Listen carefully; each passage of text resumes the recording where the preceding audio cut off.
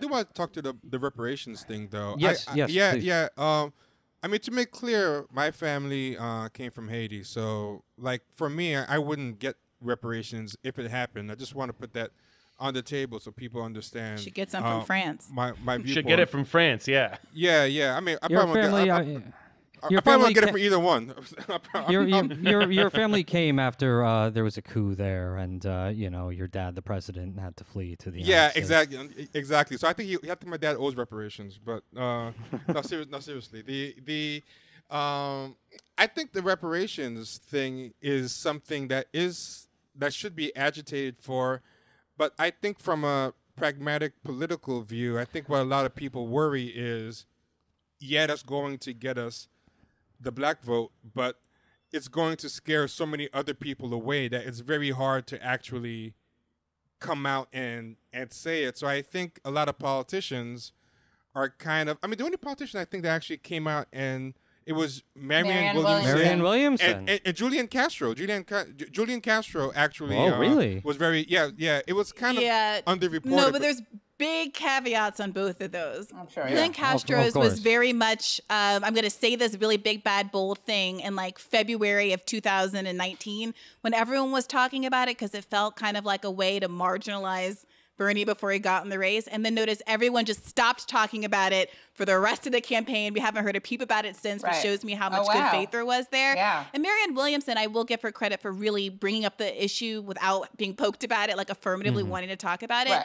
But her plan, it was to allot a amount of money, which, social scientists say is much too little to actually cover the debt, and to have a team of appointed unnamed black people disperse the funds according to how they saw fit. Like it was just more of an idea, a good effort, an idea, but like nothing more concrete than what HR 40 hopes to a plan. No, and that's not a criticism. I think she deserves credit for bringing it up, but it's not much more than saying we should have HR 40, which is to say that we should think about how this would work, which is what every candidate ultimately committed to, including Bernie Sanders. But do either of them ever articulate a working theory of capital and how capital is passed on through generations? Castro? About how wealth is extracted by slaves and by proletarians?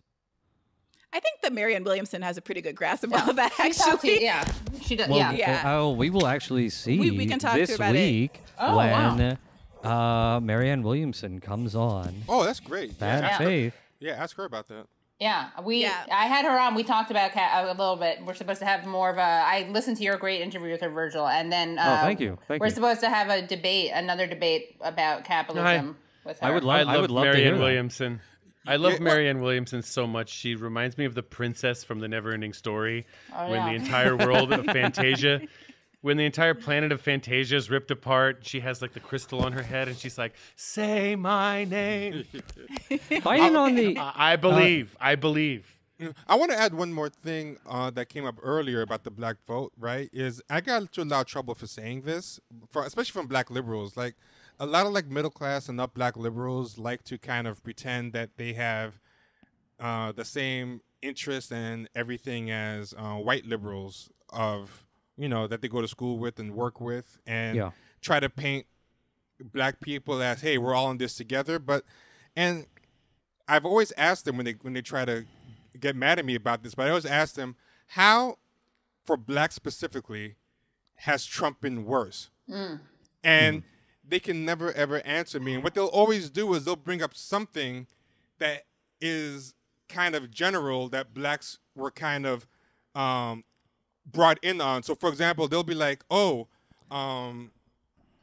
he did a lot of things to immigrants, and like 15% of the immigrants or 20% of the immigrants in ICE detention are Haitian. So black immigrants get sucked in there. But I'm like, that's not a black-specific thing that he did to them. Or they'll be like, well, he did things to like LGBTQ, and a lot of LGBTQ are black. But I'm like, I want something that they're trying to make the intersectional argument. Well, no, hang on, T. I mean, I do think there is something to be said about the fact that the immigration system in this country is far more biased against black people against Latinos. Right, but that's an issue. That's a black immigrant issue. If you're an Irish person who overstayed their visa, you're gonna be treated. Right, but that's not a black American descendant issue. That's not an issue for like my family, for instance. Right. So she's pointing out that unlike what Joe Biden says, there's actually a lot of diversity within the black community. Remember that famous gaffe where he said Latinos are diverse but blacks aren't? Right. To T's point, there's a lot of diversity and people aren't directly. Well, then I want to know. Then I want to ask the panel. If the panel could answer the question, then how has Trump been bad for black people? Specifically, black people, not black people. Black Americans, yes. Native U.S. born, black American US citizens, born, yes. Yeah.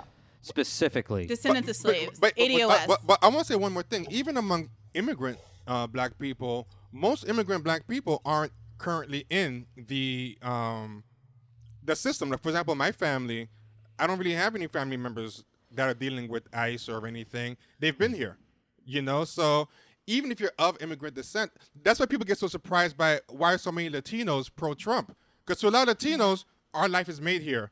We don't have anybody crossing the border. We came the fair way. Yes. I just want to throw that in there. So we waited our turn. But would anyone from the panel like to try to answer the question then? I agree with T. As the representative black American on the panel, I agree with T. Okay, wait. I'm sorry. Right? Is the consensus that Trump has not been uniquely bad for black Americans? No, and quite to the contrary, he makes a lot of points about, he goes out of his way to show that he's given unprecedented amounts of money to HBCUs. He pardoned Alice Johnson. He pardoned another person at the State of the Union. They're superficial gestures ultimately, but what really is painful is that, wait a minute, that they're gestures that Democrats didn't even try to make. So even under Obama. Even under Obama. How soon we forget the beer summit. As superficial as these gestures are, a lot of black people, one, we gave Barack Obama a lot of flack. We said, oh, he's under these racist assaults. Let's give him to his second term. Okay, now he's not even president anymore. He can stand up for us. And that day of reckoning where he really throws down the hammer and blacks it up and is our champion hasn't ever really materialized. And it's the same thing that people said about Trump and white working class voters who lost their jobs in these Rust Belt states. When asked, these voters weren't so stupid as to think that Donald Trump can materialize all these jobs that got lost to trade, right? To bad trade deals. But they were like, at least he respects me enough to acknowledge that this is a problem and lie to me and try to make me feel better. Yeah. And at least he panders to me. Right. But I'll give two.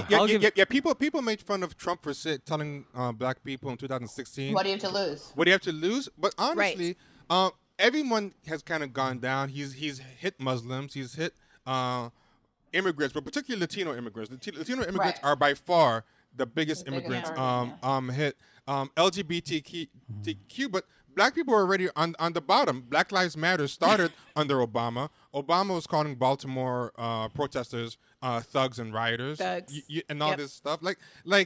And I think that's a reality that the black liberal pundits that they have in place on MSNBC and these places, they don't really tell the Democrats the real thing that's happening on the ground, because I don't think they A, don't really know it, and B, I think they want to seem valuable. So they I want to give two answers then. And this is my instinct. Okay. One is, if you're black, you're at the bottom in 2016, your position has not improved since 2016. Yeah. Now, you can say, okay, well, fine, but that person's position has not improved since 2008, and I would say, yeah, that's 100% the case. But that is not a thing in support of Donald Trump. The other is but sure, fine. But we're saying what is Donald Trump done for black people? Like, that's really the kind of question that I'm asking but right all here. he has to do is keep people home. Can I just give the other one? Yeah. The other one is Donald Trump is explicitly defending killer cops right now, and explicitly supporting killing protesters. Non-violent protesters. I agree with you on that, though. The polling about, if we're talking about, it's still ambiguous. I'm not talking about polling. I'm saying that is the reality. And yes, we all agree. I'm just wondering what. Oh, no, James, go. Yeah. Donald Trump talks a big game when he is trying to win over a small percentage of the black and African American vote in this country. But let's be honest. He despises the Black Lives Matter movement. Of course, yeah. He despises black people. He is most dangerously the biggest bulwark and support of the out-of-control violent police state in this country. His twin demons, Bill Barr and Chad Wolf, are terrible, nightmarish enemies to the Black Lives Matter movement and a lot of other social justice movements. So it's almost like what's coming from Trump might be worse than what has happened. It might be the case, but go ahead, T. Sorry. Go ahead.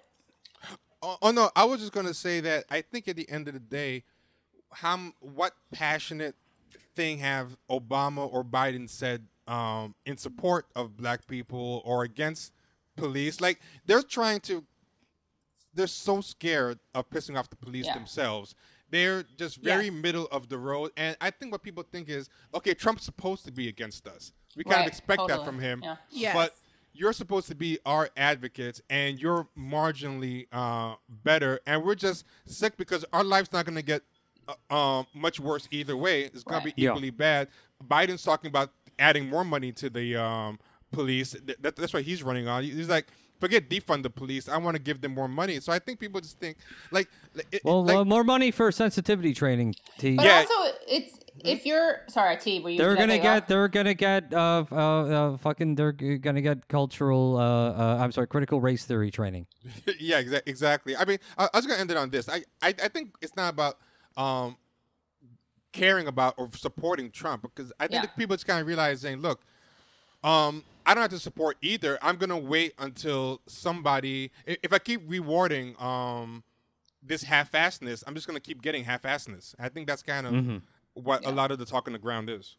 Yeah, it seems. So this is no, sorry. I want to bring us to back to the debate, because this is right on it. Yeah. There was a moment where both candidates, this could have been the contrast, T, that you're talking about, that needed to be made to just demonstrate that Biden was actually going to do a lot more, or at least speak on behalf of black people a lot better than Donald Trump would. They were both asked to condemn white supremacy, right? Now, first of all, Chris Wallace seemed to have a hard time getting the words white supremacy out of his Am I right that one was asked to condemn white supremacy and one was asked to condemn Antifa? Antifa, right? You're right, Kate. Thank you for the correction. They were asked to condemn. I mean, they were asked to condemn their own. I wish, as if they were comparable. But that's part of what's so sick America about it. rocks. But here's the thing: Trump's failure to condemn white supremacy, which I don't want to breeze over. It was extraordinary and awful. But that was a real opportunity for Biden to say, I, for one, don't hesitate to condemn white supremacy. I totally That's agree. why I'm qualified to be president, and Donald Trump is not.